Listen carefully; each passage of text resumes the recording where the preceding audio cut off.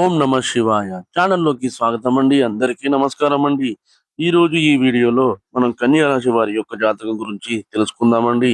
వీరి యొక్క జీవితానికి సంబంధించినటువంటి ప్రధానమైన అంశాలు ఏంటి, అలాగే ఈ 2026 సంవత్సరం జూలై 2వ తారీఖు గురువారం యొక్క దినఫలాలు ఈ యొక్క కన్యా రాశి వారికి ఈ విధంగా ఉంటాయి.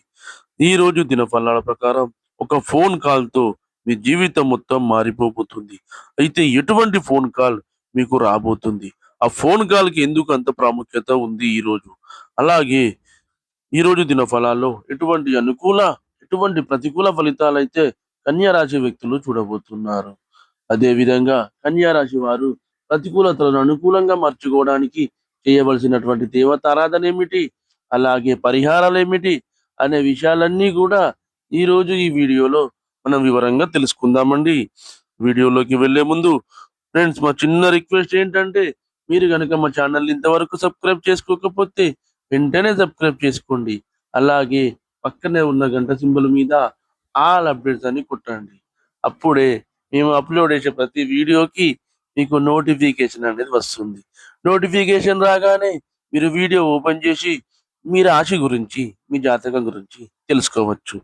ఇక ఏమాత్రం ఆలస్యం చేయకుండా వివరాల్లోకి వెళ్తే గనక, కన్యా రాశి అనేది రాశి చక్రంలో 6వ రాశి. ఉత్తర నక్షత్రంలోని 2, 3, 4 పాదాలు, హస్త నక్షత్రంలోని 1, 2, 3, 4 పాదాలు, చిత్తా నక్షత్రంలోని 1, 2 పాదాల్లో జన్మించిన వ్యక్తులందరూ కూడా కన్యా రాశి కిందికి వస్తారు. ఈ రాశికి అధిపతి వచ్చేసి బుధుడు. ముందుగా వీరి యొక్క వ్యక్తిత్వాన్ని మనం గమనిస్తే గనక, కన్యా రాశి వారు రహస్య స్వభావులు. మనసులో ఉన్నది బయట పెట్టడం వీరికి అస్సలు నచ్చదు. అలాగే ప్రాక్టికల్ మైండ్ ని కలిగి ఉంటారు. చాలా సిస్టమేటిక్ గా కూడా ఉంటారు.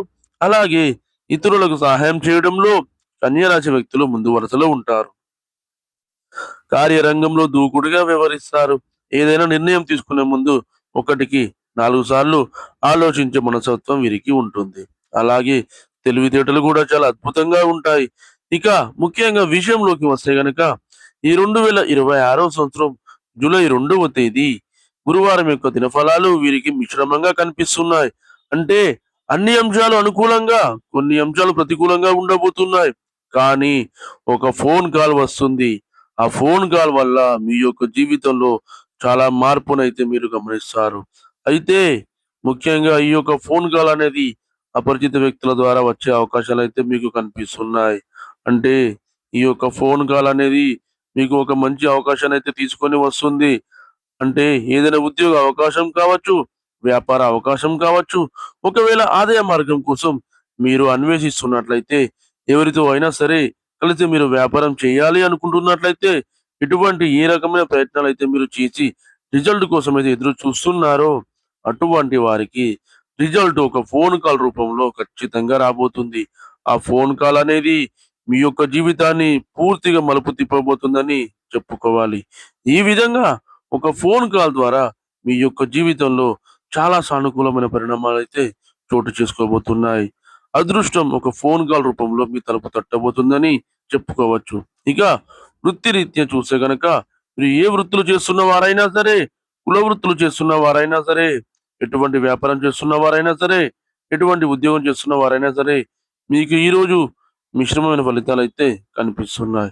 అంటే కొంత అనుకూలంగా, కొంత ప్రతికూలంగా మీకు ఈ రోజు గడవబోతుంది. కొన్ని సవాళ్లు కూడా మీరు ఎదుర్కోవాల్సి వస్తుంది. మీరు చేయని ఒక పొరపాటు కారణంగా ఒక నిందనైతే మీరు మోయాల్సి వస్తుంది. ఇది మిమ్మల్ని మానసికంగా కృంగతీసేటువంటి అంశం అయినప్పటికీ శివారాధన చేసుకోండి. మీకు పొంచి ఉన్నటువంటి ఆ సమస్య నుండి శివ భగవానుడు ఖచ్చితంగా మిమ్మల్ని కాపాడుతాడు. ఇక ఆర్థికంగా చూస్తే కనుక, ఖర్చులు అధికంగా ఉండబోతున్నాయి.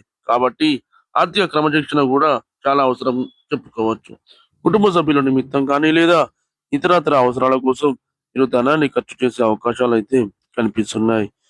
ఏది విలాసం, ఏది అవసరం అనే దానిపై దృష్టి సారించి మీరు డబ్బు ఖర్చు చేయడం చాలా ఉత్తమం. అయితే ఈ యొక్క కన్యా రాశి వారి యొక్క జాతకం ప్రకారం చూసినట్లయితే, ఎవరైతే ఈ మధ్య కాలంలో వివాహ సంబంధాలు చూస్తున్నారో వారికి కూడా ఒక ఫోన్ కాల్ రూపంలో ఒక మంచి సంబంధానికి సంబంధించినటువంటి ఇన్ఫర్మేషన్ రావడం అనేది జరుగుతుంది. ప్రేమ వ్యవహారాల్లో ఉన్నవారికి మాత్రం ఈ యొక్క ప్రేమ భాగస్వామితో చిన్న విభేదం కాస్త పెద్దగా మారే ప్రమాదం అయితే కనిపిస్తుంది. అది మీ యొక్క బంధంపై ప్రతికూలమైన ప్రభావాన్ని చూపించే అవకాశాలు ఉన్నాయి. కాబట్టి ఈ అంశంలో ఖచ్చితంగా జాగ్రత్తలు తీసుకోవాలి. కన్యా రాశి వారు ప్రతికూలతలను అనుకూలంగా మార్చుకోవడానికి శివ ఆరాధన తప్పనిసరిగా చేసుకోవాలి. విష్ణు ఆరాధన కూడా మీకు మేలు చేస్తుంది.